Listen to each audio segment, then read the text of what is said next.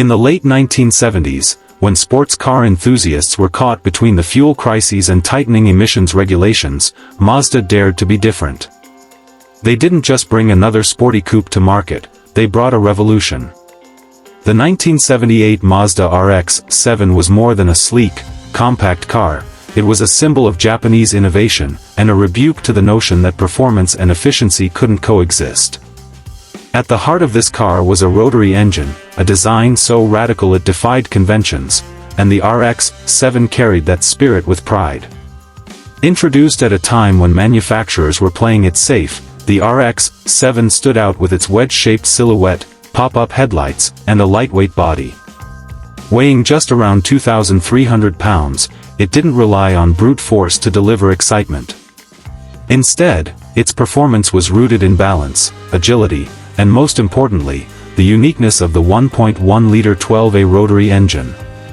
That engine was unlike anything else on the market. With twin rotors spinning inside a compact housing, it revved freely to redlines unheard of in traditional piston engines. While the 100 horsepower might seem modest today, it was more than enough when combined with the RX-7's low curb weight and near-perfect weight distribution. The result? A sports car that danced through corners, responded like an extension of the driver, and brought smiles without draining wallets at the pump. Inside, the RX-7 embraced the driver-focused ethos. A cockpit-inspired dashboard, deeply bolstered bucket seats, and a stubby manual shifter made you feel like a part of the machine. There was an intimacy to the experience, low seating, responsive steering, and a tight chassis that communicated every nuance of the road. Mazda engineered the RX-7 with simplicity and purpose. The suspension was independent up front and featured a solid rear axle with a Watts linkage, a setup that kept costs down while still offering respectable handling. And the power was sent to the rear wheels, something purists loved. The 5-speed manual gearbox was slick and satisfying, and the light clutch made it easy to row through gears.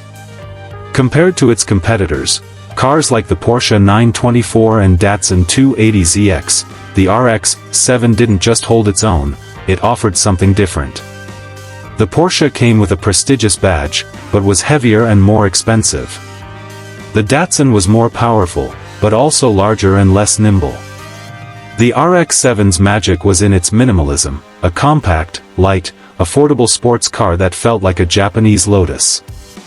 Mazda's decision to go rotary wasn't just a gimmick, it was a strategic choice. The company had been refining the Wankel engine for over a decade. And while others like NSU and even GM dabbled with rotary tech, Mazda alone stuck with it. In the RX-7, the rotary found its ideal home, a lightweight chassis that capitalized on the engine's small size and high-revving nature. The design, penned by Matisaburo Maeda, was purposeful yet stylish. The long hood and short rear deck emphasized its sporty proportions, and the pop-up headlights added a touch of futurism. Aerodynamically, it was ahead of its time, with a drag coefficient of just 0.36, helping both performance and efficiency. But the RX-7 wasn't just a road car, it had a racing soul. Right from its launch, Mazda saw potential in motorsports, entering the RX-7 into endurance events like the 24 Hours of Daytona. It wasn't long before it started racking up class wins and proving that rotary power could be as reliable as it was thrilling. In fact, by the early 1980s, RX-7s were dominant in IMSA GTU racing, carving out a legacy that still echoes today. Ownership was also surprisingly practical. The RX-7 was reliable, easy to maintain, and offered reasonable fuel economy, at least compared to larger sports cars.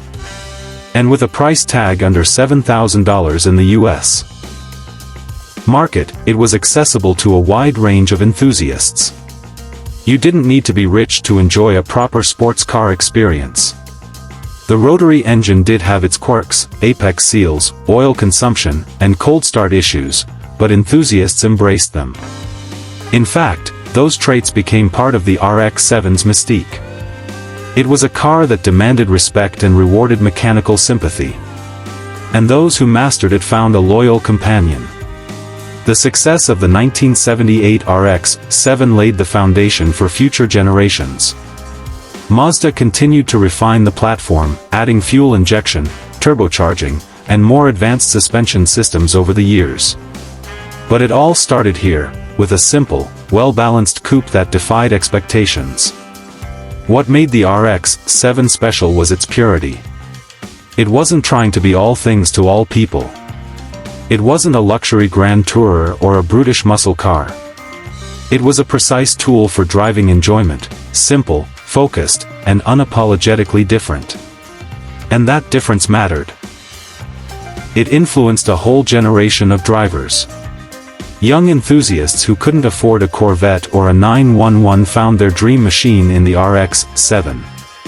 It became a tuner icon, a staple at autocross events, and a favorite of weekend racers. Even today, finding a clean first-generation RX-7 is like discovering a hidden gem.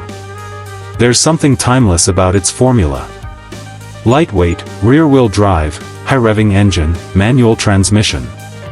It's the blueprint for driving fun, and few have executed it as well as Mazda did in 1978. Even the aftermarket embraced it. From suspension kits to rotary engine upgrades, owners had plenty of options to personalize their cars. And the Rotary community became one of the most passionate in the automotive world, a tight-knit group united by their love for spinning triangles.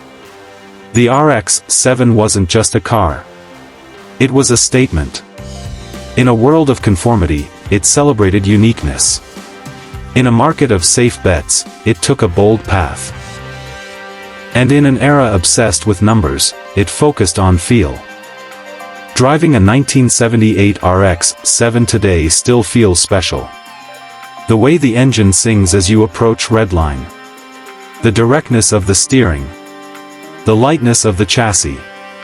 It reminds you that driving isn't about horsepower or lap times, it's about connection. And this car delivers that in spades.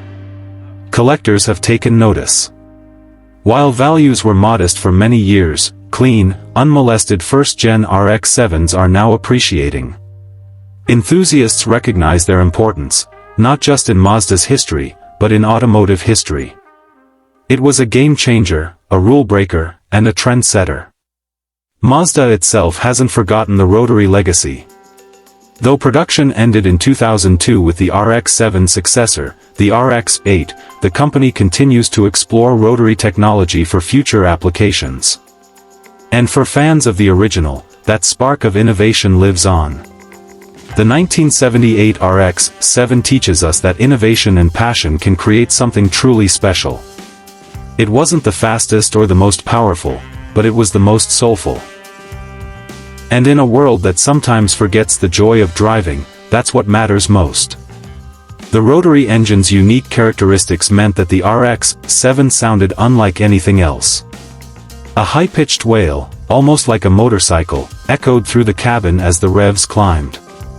There was an urgency to the way it delivered power, linear and smooth, but always pushing you to chase that next gear.